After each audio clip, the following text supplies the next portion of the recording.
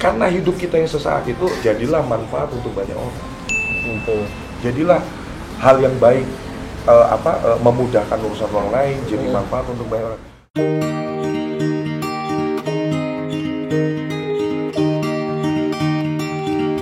Ini Mbak Imong nih. Nanti katanya Mbak Imong kalau nggak kita kesini, Mbak Imong yang mau ke rumah mah kita undang. Saya ke rumah nanti insya Allah. Hai, sehat ya? Nih, Mbak Imong nih. Hai. Ntar aku screenshotin. Kamu screenshot dulu. Nanti saya main ya ke ini ya. Saya mau main ke rumah boleh ya? Iya. Oke. Gua agak bucek kali ya. Coba.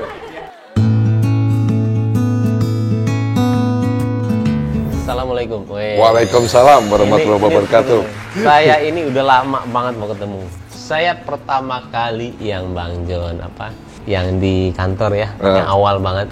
Itu saya agak langsung tertarik. Dan saya tuh sama Bang John, tadi kan cerita kita ya. Bang John itu selalu ngelihat caranya gimana ini, terus kapan tayangnya ininya. Nah, kalau saya kebalikan. Bang John saya ngelihat dari situ. Nih orang tahu momen nggak ya? Iya.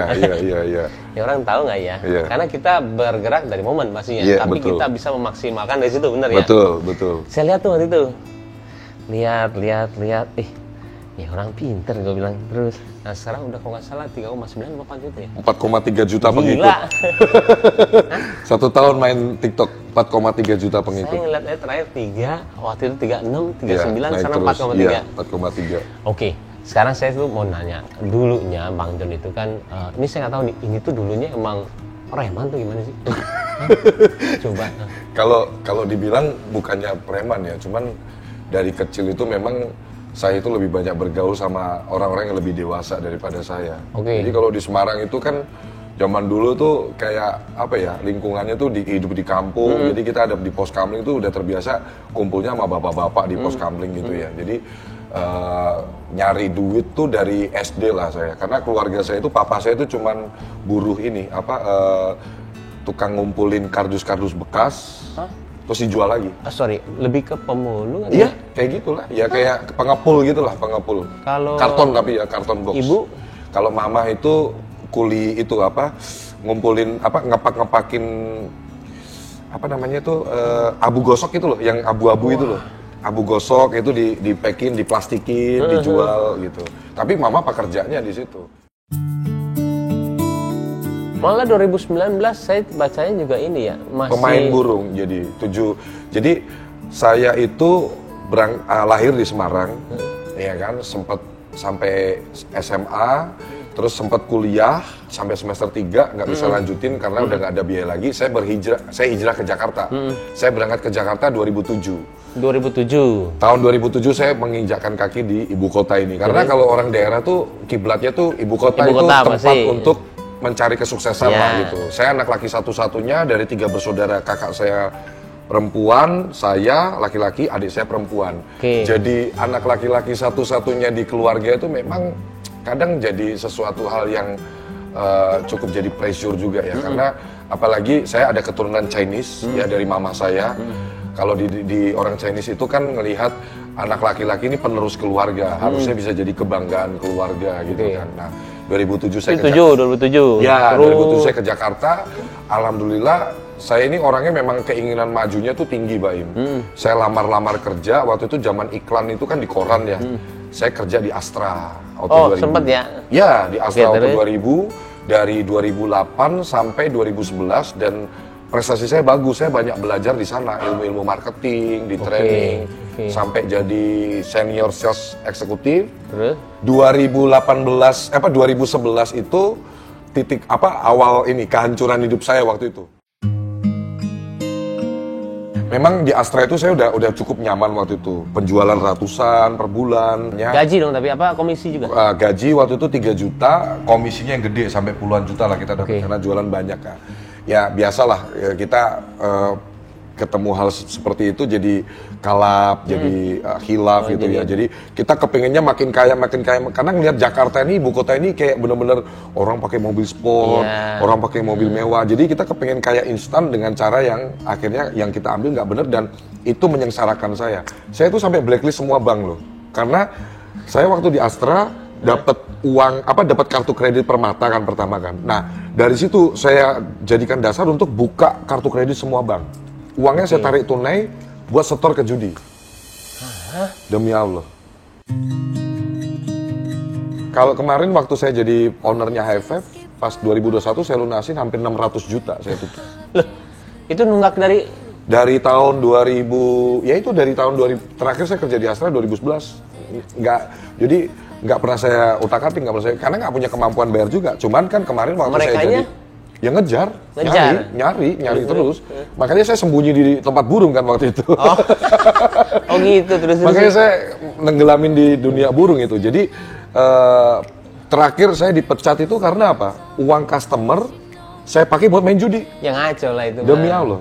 Ya jadi karena orang kan udah percaya sama kita nih. Jadi uang klien itu 5 juta. Terus. Iya, bawa buat bayar asuransi. Saya minta cash, saya buat main judi. Besok paginya langsung ketahuan bos saya dan akhirnya saya disuruh resign. Oh, berarti uangnya customer diganti kan nanti sama Astra ya si uang customer? Itu perusahaan lah yang ngurus ya, karena saya udah nggak ada duit waktu itu. Tapi dari 2020, habis itu enggak, 2011 saya terakhir kerja. Yang saya tahu kan sebenarnya 2019 itu masih nggak punya apa-apa. Nggak punya apa-apa. 2020 juga tadi masih struggling. Masih struggling. Ini beda cuma 3 tahun. Sekarang 2023, sekarang jadi seperti ini. Itu suatu hal yang instan banget menurut saya. Apalagi menurut manusia semua kayak nggak mungkin. Kayak nggak mungkin. Saya di feeling saya yang punya High Five ngelihat Bang John hebat, yuk gabung yuk kerja yuk. Tiba-tiba dia bagus, lu jalanin perusahaan gue ya. Bener nggak? Yes. Oh bener gitu. Real kerja keras. Real kerja keras. Jadi betul gitu ya? Sangat betul. Sangat betul dan jejak-jejak digitalnya pun ada semua. Jadi saya cerita Baim, saya itu habis kejadian Astra itu, saya kerja di tempat lain sebentar karena kita udah mendarah daging nih. Tenggelam banget dalam kehidupan di Astra itu udah enak banget, standarnya bagus. Ketika saya bekerja di perusahaan-perusahaan lain itu kayak gak ada perusahaan sebaik Astra gitu. Jadi kerja di tempat lain sebentar, keluar karena gajinya nggak bagus, karena ini segala macam, kulturnya nggak bagus itu. Nah akhirnya saya memutuskan sekitar tahun 2012 aku nggak mau kerja lagi. Sudah, gue mau ngabisin sisa umur. Paling juga kita belum tahu nih berapa tahun lagi kita hidup, udah jalanin hidup udah kayak kotoran di sungai aja, ngalir aja gitu, nggak perlu ngurusin yang lain-lain lah gitu. Pokoknya nggak peduli, karena saya nggak punya tanggungan juga, sendirian juga gitu. Nah akhirnya saya masuklah ke dunia burung itu. Masuk ke dunia burung itu, saya ketemu tempat yang benar-benar menerima saya apa adanya, tanpa melihat status sosial, tanpa melihat lu kerja lu apa, nggak pernah ditanya kita itu kalau di tempat teman-teman burung itu. Di situ saya bekerja, apapun saya kerjakan, yang penting minimal saya buat beli rokok, kopi, buat makan saya cukup. Nah, dari 2012 sampai 2019 itu saya tenggelam di dunia burung. Jadi MC, jadi tukang pungut bendera, jadi tukang bersih-bersih piala, rakit-rakit piala gitu kan. 2019 itu di sekitar kalau nggak salah bulan Juni atau Juli itu titik balik hidup saya. Mama saya itu sakit, butuh uang untuk berobat ke dokter, Mbak Im. Saya itu sayang banget sama mama saya. Butuh uang ke dokter itu, saya minjem ke bos saya yang punya tempat lomba burung itu 500.000. Nah bos saya jawab 500.000 rupiah 2019. Saya bilang, Pak, saya mohon banget Pak, mama saya itu lagi sakit, saya harus bawa ke dokter.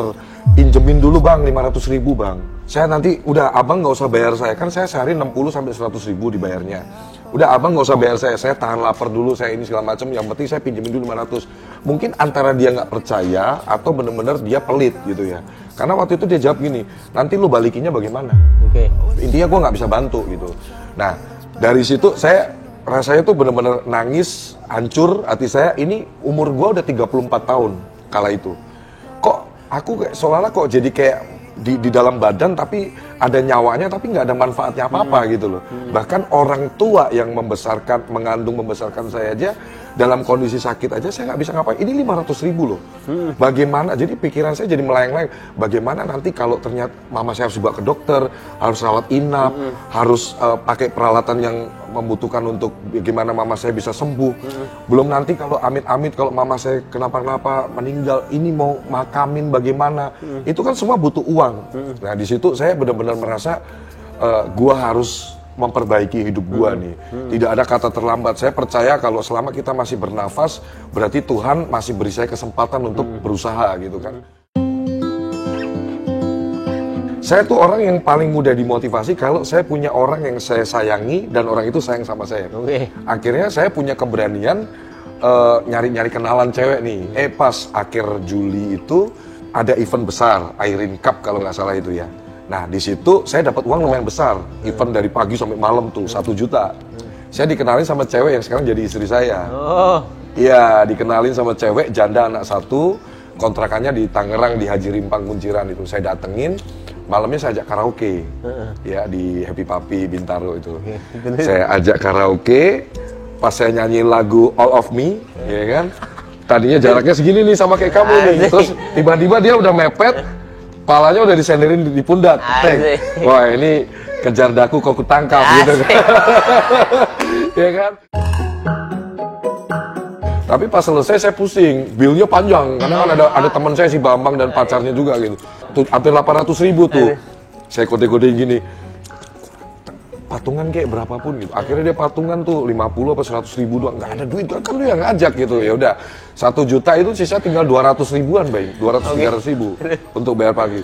Besok paginya karena saya tahu dia janda, ada 1. Besok paginya saya bawain McD. Bawain nyari perhatian, nyari simpati. Itu tinggal 200 ribu berarti nggak berapa? Iya, buat beli makanan itu ya tinggal dikit. 50 kali. Nah, saya tuh orangnya nekat. Dan saya kalau punya keinginan harus tercapai. Jadi saya akan memperjuangkan apa yang saya inginkan sungguh-sungguh gitu. Jadi saya habis saya kenyangin, saya pengakuan, saya bilang ke dia, saya mau jujur, saya sayang banget sama kamu. Saya pengen menata hidup saya gitu. Kalau kamu kasih kesempatan ke saya untuk bisa nunjukin rasa sayang ke kamu, yang pertama saya harus ngaku nih, hari ini saya itu belum kerja. Saya nggak punya pekerjaan tetap, dan saya dari keluarga yang sangat sederhana. Mirip banget sama gue. Ya, orang tua saya pun ngontrak. Saya satu kamar aja tidur sama adik saya di kasur atas, saya tidur di bawah, di lantai. Tapi saya janji satu hal, kalau kamu terima saya untuk jadi pacar kamu, saya nggak akan lama-lama pacaran sama kamu, saya akan segera nikahin kamu, dan saya akan cari kerja. Alhamdulillah dia bilang, jalanin aja. Biasa cewek kan suka gitu, ngomongnya tuh nggak oke atau iya, tapi ya udah gantung. Iya, kayak gantung gitu. Cewek kan gitu. Ya. Padahal mau tuh. Emang. Jadi kayak apa? Kayak digantung gitu. Tapi buat saya jawaban dia jalanin aja itu satu hal yang lampu kuning lah. Bagaimana kita bikin lampu hijau kan. Nah, dari situ saya mulai langsung kerja keras, bikin lamaran kerja. Nggak lama, 5 Agustus saya kerja di Osfas. Itu perusahaan marketplace penyewaan kantor virtual. Jadi dia broker, dia itu bekerja sama dengan pemilik kantor-kantor virtual di Jabodetabek, Medan, Bali, Surabaya gitu. Dititip alamatnya di situ, dia promosi, begitu ada transaksi, dia dapat komisi dari si pemilik kantor itu. 2019 kerja gaji 6 juta. Puas dengan bangganya, dengan semangatnya saya lapor ke istri saya, Ki, aku udah kerja nih buktinya nih, udah lah. Keren. Tapi di sisi lain dia juga stres karena saya mintain duit buat modal. Modal apa? Buat ongkos, buat beli baju. Saya kan nggak punya kemeja dan lain-lain. Iya. Jadi kalau orang selalu bilang ya, orang-orang sukses bilang, di balik laki-laki sukses ada wanita hebat di belakangnya. Itu true. That's true. Karena saya ngerasain banget istri saya itu andilnya di proses perjalanan karir saya sampai kesuksesan saya hari ini wanita hebat saya. Gitu loh. Karena waktu saya keterima kerja, dia ambil ATM gitu ya, ini 1 juta buat saya beli baju, buat ongkos dan lain-lain. Tapi saya orang yang komit, saya kasih responsibility. Gaji pertama saya kasih ke dia. Oh, keren. Jadi saya belum nikah ya? Belum. Oke. Begitu saya, karena kan saya udah janji. Jadi saya begitu saya gaji pertama itu saya bilang, tolong kamu dukung saya kerja, dan kita sebentar lagi saya akan berusaha untuk bagaimana kita bisa nikah. Saya bukan orang malas, saya orang yang kalau udah punya keinginan harus tercapai. Jadi saya akan nggak cuma ngomong, saya akan tunjukkan ke kamu, dan alhamdulillah sekarang saya buktikan. Udah jadi ratu bener istri saya sekarang. Yang Astra, salah satu perusahaan yang terbaik. Yes. Apa yang dilihat dari Astra yang dipelajarin banget? Banyak banget. Boleh tahu. Di Astra banyak. Kita nggak mempromosikan ya, cuma saya mau belajar karena saya orangnya mau belajar juga. Apa yang jadi waktu di marketing kita diajari banget bagaimana namanya customer satisfaction level number 1. Oke. Ya. Itu diajarin di Astra? Diajarin kita di training. Implementasinya seperti apa? Dasarnya adalah Kaizen. Budaya Jepang itu bagus banget yang diadopsi oleh Astra. Kaizen adalah continuous improvement. Kalau kita hari ini punya produk atau dagang barang ataupun jasa, orang yang hari ini puas, bagaimana kita buat lebih puas lagi. Jadi perbaikan berkelanjutan itu penting dalam bisnis. Nah, yang kedua adalah Gemba. Gemba ini apa? Pemimpin atau leader yang baik itu bukan pemimpin yang ada di belakang meja terus. Leader yang baik adalah leader yang turun ke lapangan, datang ke tempat timnya, kontrol langsung, jadi solve problem untuk masing-masing anggota timnya. Kan kebanyakan orang mengaku dirinya leader. Ada orang marketing nggak? Ya, Dia banyak. mengaku dirinya leader, mengaku dirinya pemimpin, tapi cenderung dengan jabatan itu dia jadinya bossy. Lu kesana dong, lu kerjain ini dong. Leader yang sejati adalah leader yang mengadopsi budaya Gembanya Jepang itu. Cek langsung kondisi di lapangan dan dia jadi memberikan solusi untuk timnya. Kayak bidang kalau diadopsi di perusahaan saya, bidang jasa, bagaimana orang janji kita ke klien itu harus tepat. Kebanyakan orang, Bang Baim, berbisnis nih ya, dia melupakan kepuasan pelanggan setelah dia dapat uang. Jadi setelah klien ini transaksi, terus dia nggak fokus pada bagaimana memastikan klien ini puas dengan janji-janji kita. Klien itu dapat janji dengan satu orang doang, kita, ketika dia bertransaksi dengan kita. Nah, kita bisa janji sama banyak klien. Nah, seringnya kita ini lupa janji sama si ini kapan mau kirim, janji sama ini kapan mau selesai waktunya. Ini yang membuat bisnis itu hancur. Nah, kalau saya menjaga banget mutu itu. Ini kayak bicara sama kita sendiri. Iya, Bang Baim kayak gitu juga.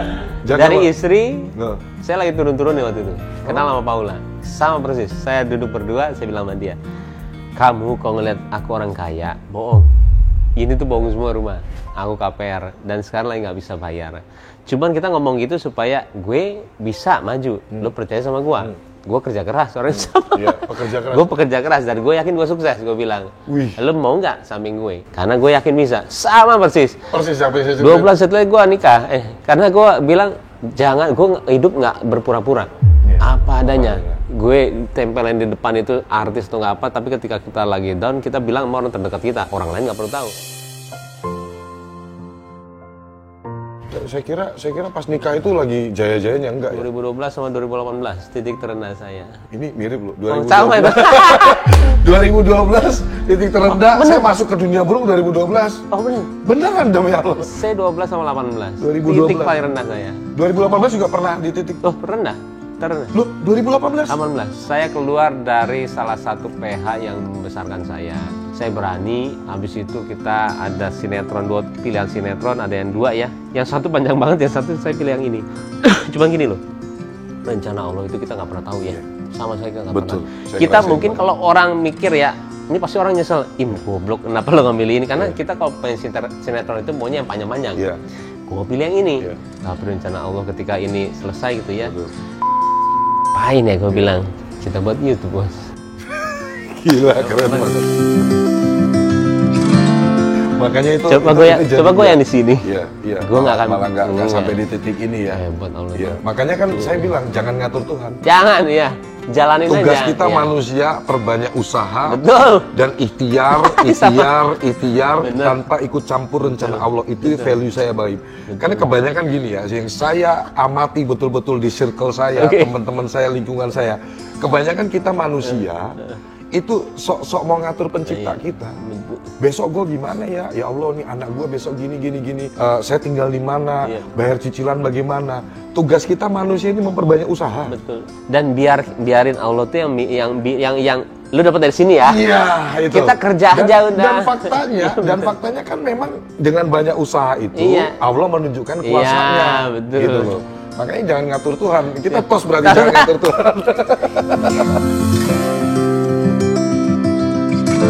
Tapi Bang John sama saya bedanya, sekarang saya dengar juga lagi ada apa yang itu pasti ya, ketika kita lagi ada sesuatu atau viral segala, pasti ada sesuatu orang yang tidak suka. Iya pasti.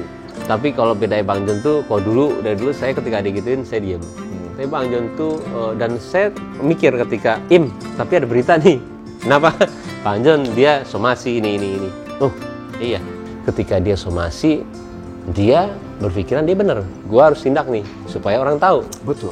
Gue nggak begitu. Betul. Nah saya salahnya nggak tega sama orang, nggak mau ini. Jadi saya tuh nelen semua sendiri. Yang akhirnya prasangka di luar sana terserah deh mau gimana. Cuman itu antara persepsi kita mau pilih yang mana ya. Betul. Malah sekarang saya mau belajar. Kenapa ngelakuin suatu hal itu? Jadi yang pertama, Mbak Im, kalau dibilang kenapa saya melakukan langkah hukum seperti itu, karena ada dugaan tindak pidana dari aktivitas mantan karyawan saya itu.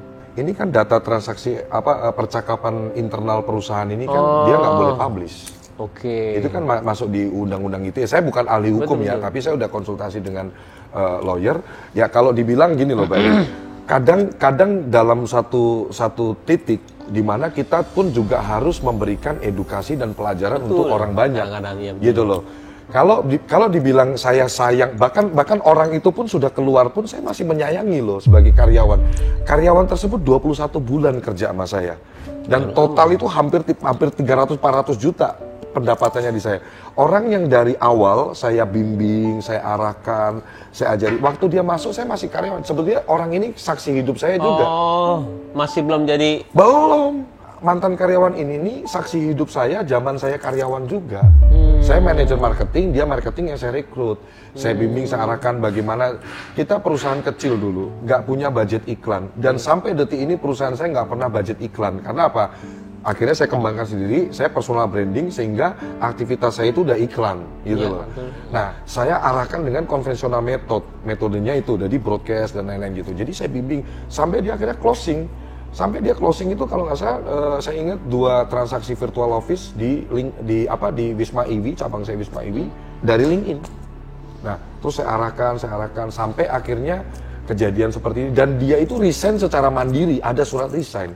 Alasannya mau kerja. Bukan dikeluarin ya? Alasannya mau usaha. Bukan dikeluarin? Bukan dikeluarin, tidak ada. Alasannya mau buka usaha. Ya saya dukung, kan memang arahan saya, video saya 60 juta penonton itu kan gitu. Yeah. Jangan lama-lama kerja jadi karyawan, kamu nggak akan pernah kaya jadi karyawan.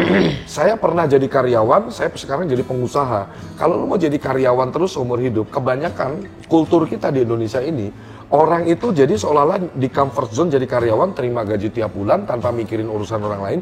Yang penting gue digaji, hak-hak gue terpenuhi, harus kita benarkan gitu. Jangan jadi karyawan seumur hidup. Sama seperti yang saya bilang sama mereka semua ketika kalau kalian yang membentoknya jadi ini nggak apa-apa.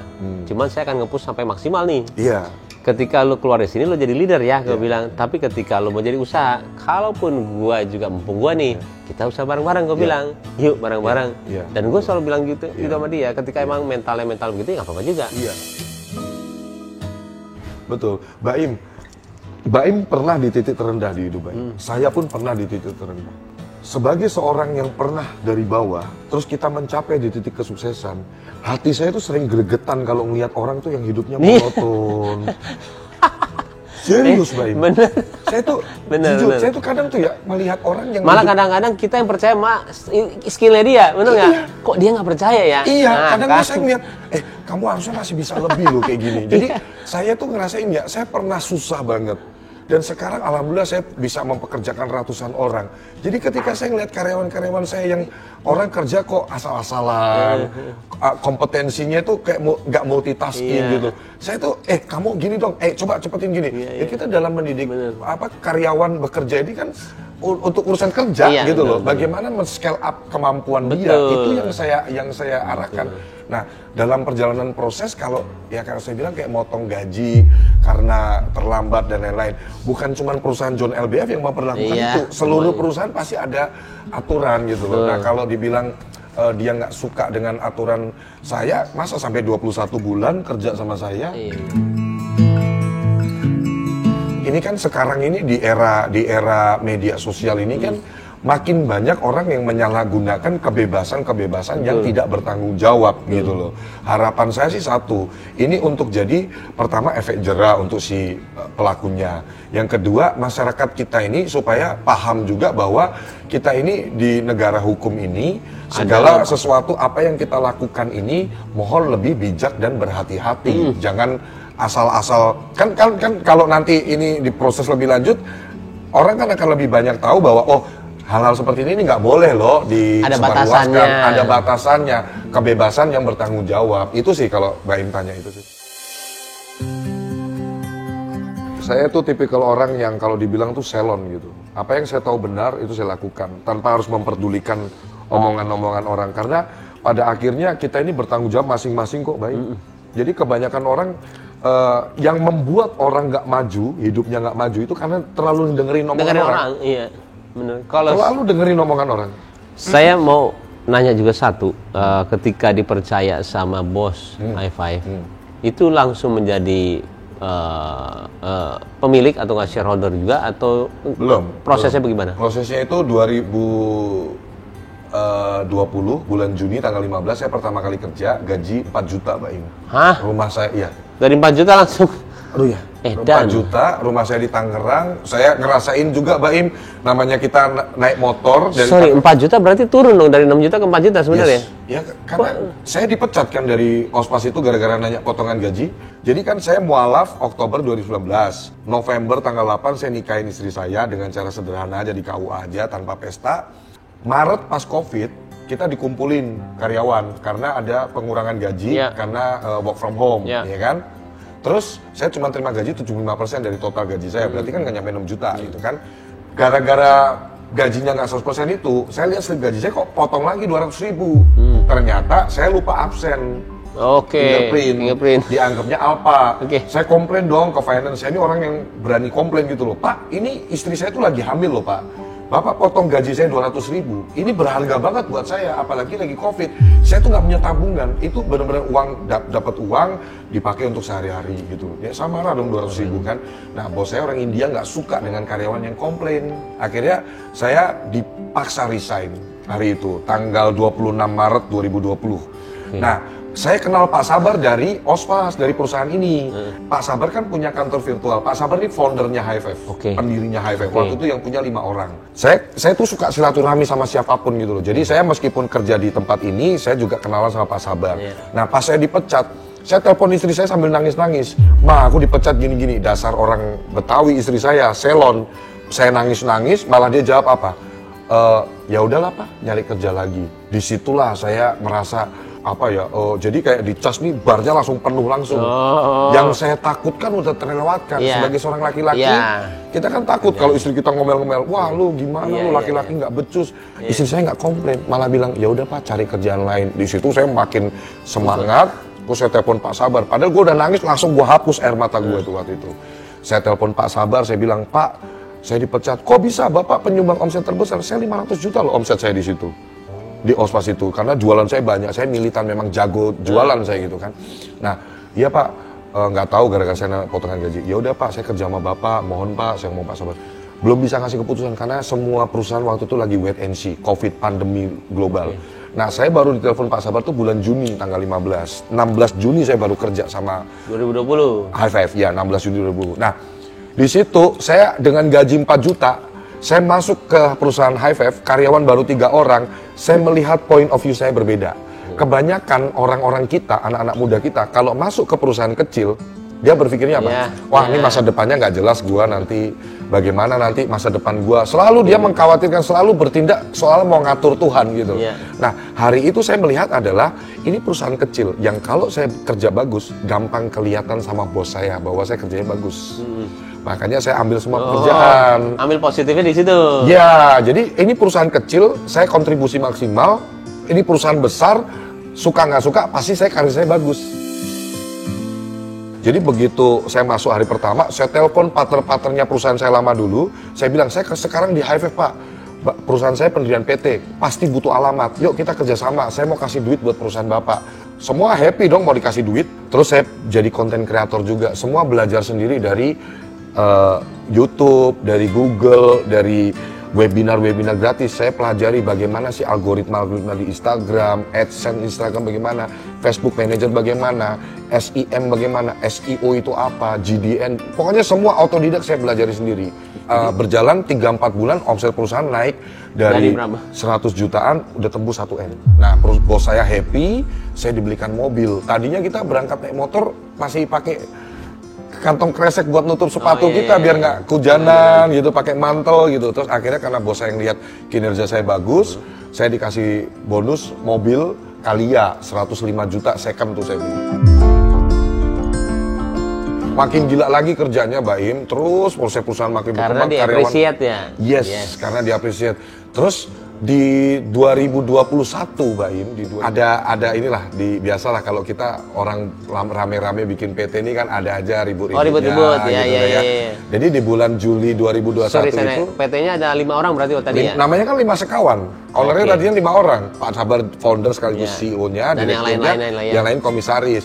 Nah, mereka udah punya bisnis masing-masing. Akhirnya di tahun 2021 itu saya diangkat sebagai komisaris tanpa ngasih duit apa-apa, dikasih cuma-cuma sama Pak Sabar. 30% shareholder saya kan. Yang bertahan ada berapa orang? Nggak ada, keluar semua 4-4-nya. Jadi makanya saya bilang jangan ngatur Tuhan, kita udah diatur hidup kita. Dengan 2021 bulan Juli itulah saya diangkat jadi pemilik. Makin gila lagi gua jadi owner, tanggung jawabnya sudah berbeda lagi kita. Kita udah nggak mikirin, mau buktiin lagi. Kita udah nggak mikirin bagaimana penjualan gua berapa, bagaimana ini. Enggak, kita ketika orang jadi pengusaha, jadi pemilik bisnis, pada hakikatnya itu kita nggak lagi mikirin diri sendiri, tapi mikirin banyak orang. Bagaimana orang-orang yang bekerja sama kita ini bisa kita gaji setiap bulan, bagaimana bisnis berjalan lancar, semuanya everything going well gitu ya. Jadi point of view seorang pengusaha itu kan berbeda dengan employee.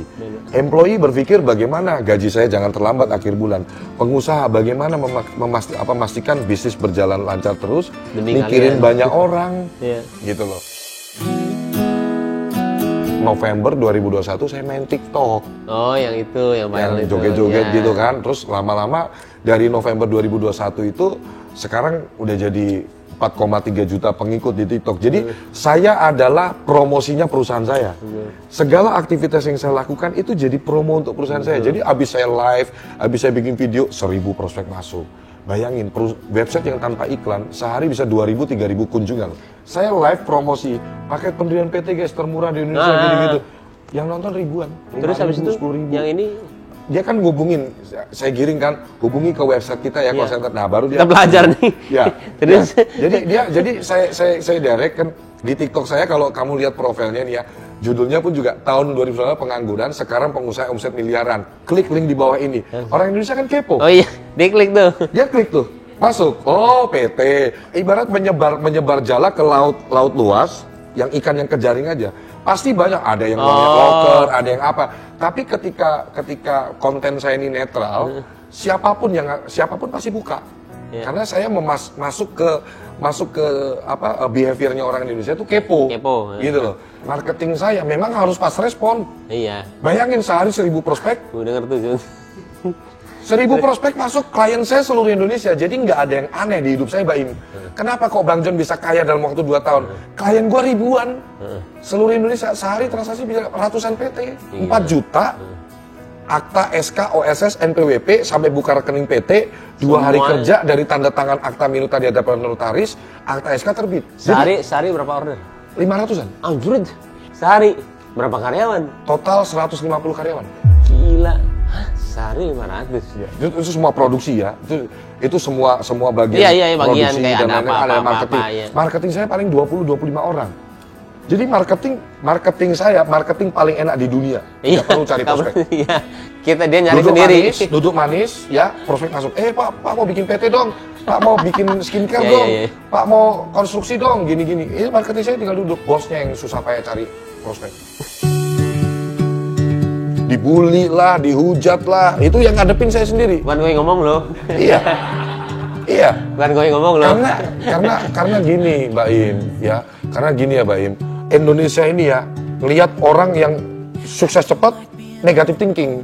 Saya bingung sama orang yang kadang yang saya miris ya, agama saya Islam, yang saya lihat orang Islam juga yang mencibir saudaranya sendiri. Itu saya miris. Betul. Dia selalu bilang, kok bisa cepat dalam waktu 2 tahun? Kun fayakun, kamu nggak tahu. Kalau Allah sudah berkehendak, sehari pun lu bisa jadi kaya. Gila, di depan saya semua ini gajinya lebih tinggi semua daripada Bang John tuh. Belajar juga sih kalian semua tuh. Karena kaget saya, 4 juta 2020. 4 juta, ada buktinya semua. 4 juta 2020, 2 tahun 2020 4 juta. ini loh. Ini sih gila loh maksudnya. Saya juga nggak kebayang sih, maksudnya hebat ya, bisa. Dari kemarin tuh saya penasaran ini gimana dia caranya bisa ya. Ternyata kepercayaan dari Pak Sabar itu. Pak Sabar ya. Iya, betul. Saya pernah melakukan banyak hal yang salah di hidup saya. Main judi, nggak bertanggung jawab, menipu orang.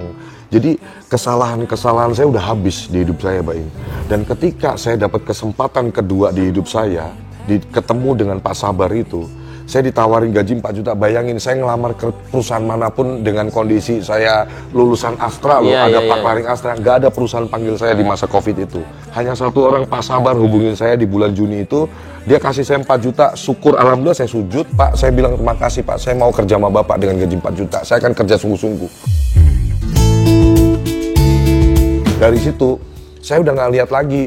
Saya nggak pernah minta naik gaji sama Pak Sabar. Harusnya Pak Sabar ada di sini, nanya. Sama kayak gue. Saya tuh orang nggak kerja pernah, ya, nggak pernah yang namanya, wah gue udah kerja bagus, gue minta naik gaji. Nggak pernah sih. Saya berapa tahun nggak naik gaji? 4 tahun. Nggak pernah mau. Tapi ketika saya mau diiniin, diikat gitu ya, saya ngasih harga yang tidak mungkin di-approve sama dia. Semenit dia approve. Gila. Tapi emang gara-gara kita punya sifat, kita loyal kok. All out. Iya, kita all out kok. Iya, all out. Yang pasti bertuhan dia nantinya. Yes. Gua keluar dia yang rugi. Betul. Bener nggak? Betul. Dia Jadi memang sebagai waktu kita point of view sebagai karyawan ya, kita nggak usah terlalu banyak ngatur bos kita atau hitung-hitungan segala macam. Percaya deh, saya sekarang jadi pengusaha ya. Kamu sebagai karyawan, kamu kerja bagus, itu aset. Bagaimana pasti bos kita akan sayang sama kita ya. Kalau apesnya ketemu bos yang nggak sayang ya udah tinggal pindah, cari kerjaan lain kan gampang. Tapi rata-rata kalau sudah pelaku usaha, pengusaha ngelihat karyawan yang multitasking bagus, dia pasti kepengen itu orang dibikin maju. Kebanyakan seperti itu. Baim juga kayak gitu kan? Bilangnya selalu sama dia, pokoknya sama gua kerja aja deh. Udah dikerja bagus saya udah. Yang mikirin biar gua aja. Yes. Sama persis itu yang saya omongin ke karyawan saya. Iya. Saya sudah tadi Baim, saya tuh kalau naikin gaji karyawan, begitu dia lihat saya kerja bagus, langsung saya panggil gini, gaji lu naik 1 juta. Iya, sama. Gaji lu naik ya 500 ribu. Nggak pernah ini. Nggak perlu, Pak, naikin gaji gua, nggak perlu kalau sama saya. Naikin gaji 2,5 juta, nggak perlu ini. Tapi kadang-kadang saya maaf yang udah, kadang-kadang udah setahun, udah lupa, diingetin saya. Mas, oh iya. Cuman balik lagi, kalau misalnya naik, emang kita yang naikin aja. Oke, satu lagi. Tadi saya penasaran sama mualaf. Kenapa bisa pindah? Ya, saya lahir di lingkungan yang mayoritas tuh Muslim. Di Pondok Raden Patah, Sayung. Di sana mayoritas masyarakatnya Islam. Jadi saya sudah terbiasa banget yang namanya teman-teman saya Muslim yang hablon minanas, kumpul-kumpul silaturahmi, alhamdulillah gitu ya. Dan pemandangan Islam yang saya lihat dari kecil adalah pemandangan Islam yang rahmatan lil alamin. Islam yang sejuk. Dari kecil saya melihat Islam ini agama yang rahmatan lil alamin betul-betul. Ketika keluarga saya merayakan Natal, Pak Haji, Pak Ustadz datang ke rumah saya, ke rumah mama saya, dia ucap selamat Natal, Bu Yoel, gitu-gitu. Jadi kita melihat pemandangannya seperti itu. Sebaliknya ketika umat Islam merayakan Idul Fitri, mama saya dengan semangat masakin lontong opor dan lain-lain gitu. Nah, memang udah terbiasa banget dengan kultur orang Islam, dan jujur yang satu yang saya kagumi dari orang Islam adalah dia menyempatkan waktu, bahkan diwajibkan untuk 5 kali dalam sehari bertemu Tuhannya. Kalau agama lain kan kadang seminggu sekali ada segala macam. Kalau ini ada namanya sholat 5 waktu. Ya, sholat 5 waktu. Kenapa sih? Ini benteng kita untuk kita selalu bagaimana bisa mencegah dosa, mencegah berbuat dosa. Bahkan ada juga yang namanya sholat duha, sholat tahajud, dan kita berzikir. Jadi yang pertama, waktu saya mualaf bulan Oktober 2019, Pak Kiai Haji Al-Bukhari, ketua MUI Banten yang mualafin saya, dia cuma bilang, saya tanya, Pak, gimana dalam Islam itu, bagaimana kita bisa menjadi manusia yang sukses? Hablon minanas, hablon minallah. Hablum minanas ini, kalau hablum minallah kan udah pasti hubungan kita sama Allah ya, berdoa dan lain-lain ya, sholat dan lain-lain. Hablum minanas ini penterjemahnya banyak, perbanyak silaturahim. Ketemu orang baru, silaturahmi itu membuka jalan rezeki, sedekah ya, jangan jahat sama orang, hormati orang tuamu, sayangi orang tuamu. Ini penterjemahan dari hablum minanas. Dan saya mempraktekkan itu. Saya memperbanyak silaturahim. Jadi saya nggak pernah beda-beda. Oh ini orang miskin, oh ini orang kaya, nggak. Semua saya rangkul. Karena saya nggak tahu.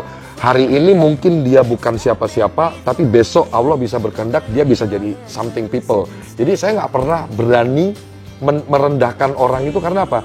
Kita melihat orang hari ini biasa-biasa, besok dia bisa jadi orang yang kita butuhkan dan kita bisa ngemis-ngemis sama dia. Makanya saya nggak pernah underestimate lihat orang, oh dia orang susah, enggak.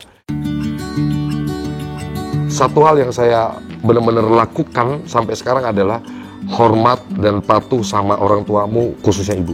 Itu selalu ya? Harus. Harga paten? Nggak ada tawar-menawar untuk itu. Bahkan kita kayak, gitu disuruh orang tua gitu aja itu udah menyakiti hati orang tua. 9 bulan dia mengandung kita, membesarkan. Kita punya kekayaan duniawi berapapun, mau triliunan pun kita kasih ke orang tua, itu nggak akan bisa membayar apa yang sudah orang tua kasih ke kita sampai kita jadi hari ini. Saya mau cerita pas ibu saya meninggal. Kirain saya itu adalah momen yang paling sedih dalam hidup saya. Pas meninggal, ternyata di hari itu saya nggak nangis sama sekali. Nggak nangis. Nggak nangis, terus saya ngeliat kakak saya juga semua, papa saya pun, saya nggak tahu ya kalau itu dia sebelumnya, tapi enggak. Pas baru dikubur, kita azanin, saya nangis di situ. Tapi setelah itu udah, saya mikir kenapa ya?